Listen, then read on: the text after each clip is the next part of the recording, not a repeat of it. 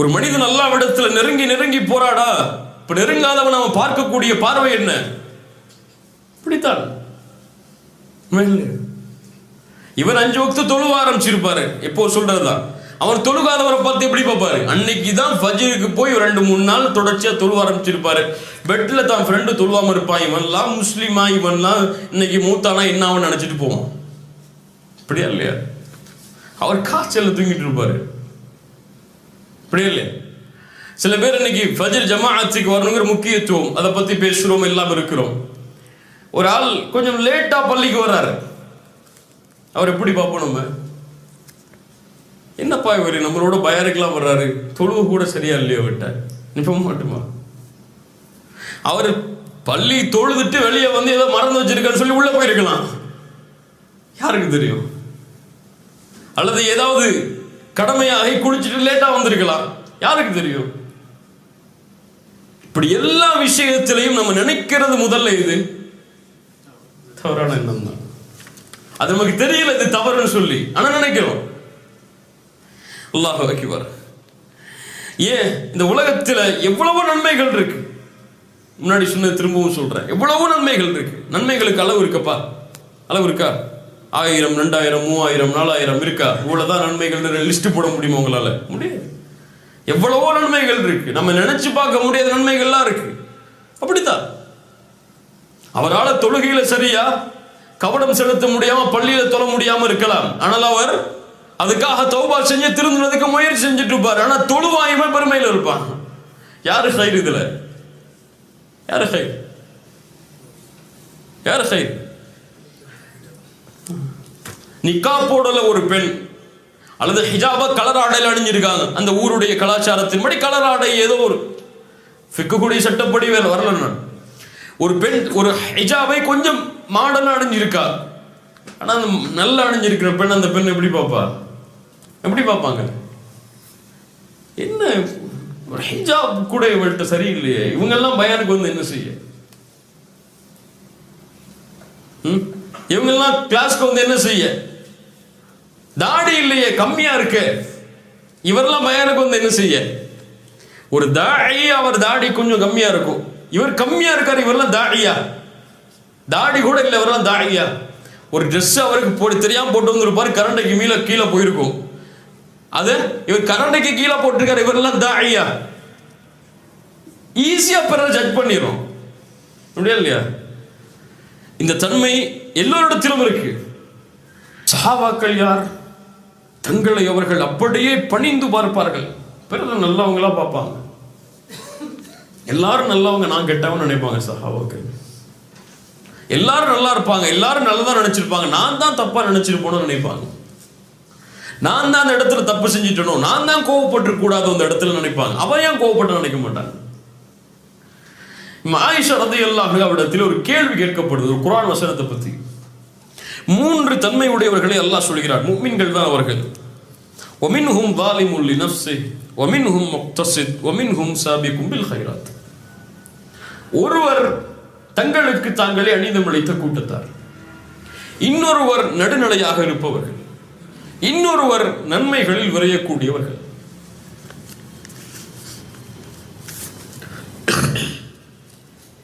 ஆயிஷா ரலியல்லாஹு அன்ஹா சொல்றாங்க பதில், அப்படியா? இவர்கள் யார் தெரியுமா? சாபிக்கும் பில் கைராத், நன்மையில் விரையக்கூடியவர்கள், தூதரும் நபி தோழர்களும்.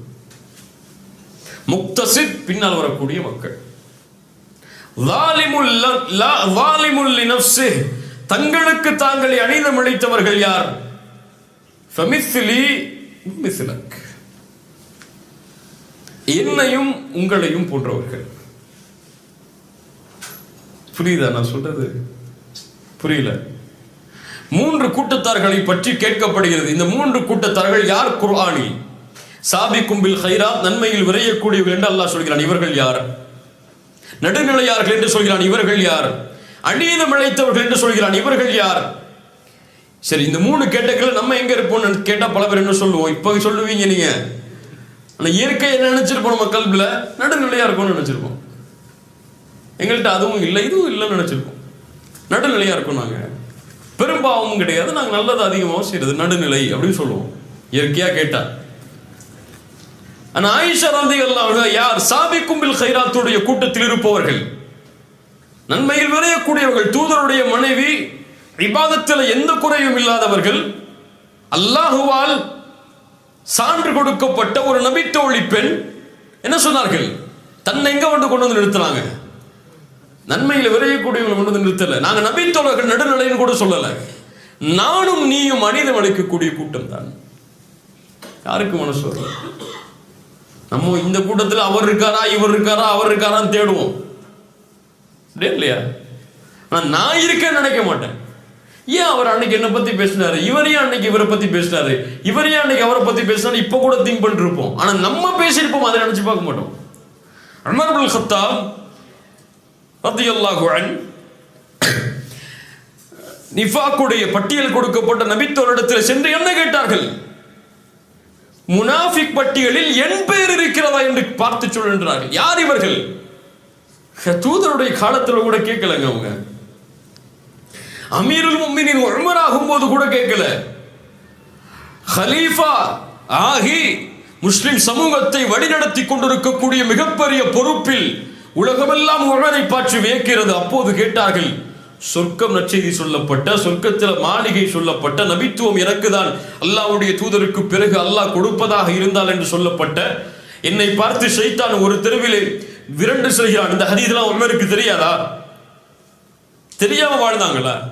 இப்படி சொல்லப்பட்ட ஒரு மனிதர் தன்னை எப்படி நினைக்கிறாரு? நான் முனாஃபிக்கான்னு நினைக்கிறார். நீங்க நல்லா பயான் பண்றீங்க, நல்லா பேசுறீங்க, நல்ல தாவா செய்றீங்க, நல்ல மார்க்க நிகழ்ச்சிகள் எல்லாம் கலந்து கொள்றீங்கன்னா அவர் தன்னை வந்துட்டோம்ப்பா சரியான பாதைக்குன்னு நினைப்பார். கரெக்டா வந்துட்டோம், இதுதான் நம்ம வந்த இடம் நினைப்பாரு. அவ்வளவுதான். இனிமே மூத்தானா ஜன்னத்துல் ஃபிர்தௌஸ் தான் நமக்கு. இன்னைக்கு மூத்தானா கபூர்ல 3 கேள்வி உடனே பாஸ் பாஸ் பாஸ் 100 and 100 உடனே நமக்கு புதுமகன் புது மனைவி தூங்குற மாதிரி தான் இன்னைக்கு நினைப்பார். உஸ்மான் இப்னு அஃபான் அவ்வளவு கண்ணியம் கிடைத்த பிறகும் கபர்ல போய் அழுதாரு. இதான் முதல் வீடு, இங்க எனக்கு வெற்றி கிடைக்குமான்னு நினைச்சாரு. நமக்கு அது இல்லை. அதான் கபருக்கு போறது இல்லை, அதான் மௌத்து நினைச்சு பயப்படுறது இல்லை. அல்லாஹ் பாதுகாப்பானாக, அல்லாஹ் பாதுகாப்பானாக. இப்போ ஒரு முஃமின் நல்ல எண்ணத்தை கொள்ள வேண்டும். அதற்காக தன்னுடைய நஃப்ஸோடவன் போராட வேண்டும். சாதாரண குணம் இல்லை, அதோட நஃப்ஸோடவன் போராட வேண்டும். ஷைத்தான் நாடி நரம்புகளில் ஓடுகிறான். அவன் எப்போதுமே பிறரை பற்றிய தவறான எண்ணத்தை தான் உள்ளத்தில் ஏற்படுத்துவான். அதை எப்படி ஹைராக்குறது? அவன் தான் மக்சித். அது எப்படி அந்த ஷைத்தான் வரக்கூடிய இந்த பாதை அடைத்து வேணாம் நல்லெண்ண போன்னு எப்படி நினைக்கிறது? அதான் அங்க முக்கியம். அதற்காக ஒவ்வொரு முஃமினும் முஜாஹிதாக தன்னுடைய உள்ளத்தில் வாழ வேண்டும். அல்லாஹ்வுடைய தூதர் ஸல்லல்லாஹு அலைஹி வஸல்லம் அவர்கள் ஒரு முறை சஃபியா ரலியல்லாஹு அன்ஹா அவங்களோடு இந்த இஅ்திகாஃபுடைய ரமதானுடைய நேரத்தில் அவங்களுடைய வீட்டு வரை கொஞ்சம் நடந்து போறாங்க. இப்போ 2 நபி தோழர்கள் அல்லாஹ்வுடைய தூதருக்கு சலாம் சொல்லிவிட்டு கொஞ்சம் வேகமா போறாங்க. அன்சாரி தோழர்கள் கொஞ்சம் வேகமா நடந்து போறாங்க. அல்லாஹ்வுடைய தூதர் ஸல்லல்லாஹு அலைஹி வஸல்லம் சொன்னாங்க, அலா கொஞ்சம் வெயிட் பண்ணுங்க. இன்னமா ஹிய சஃபியத்து பின்த் ஹுயை, நான் பேசிக் கொண்டிருந்த பெண் சஃபியா. சுப்ஹானல்லாஹ் யா ரசூலல்லாஹ், அல்லாஹு அக்பர் யா ரசூலல்லாஹ், உங்கள் மீதா நாங்கள் அப்படி நினைப்போம்.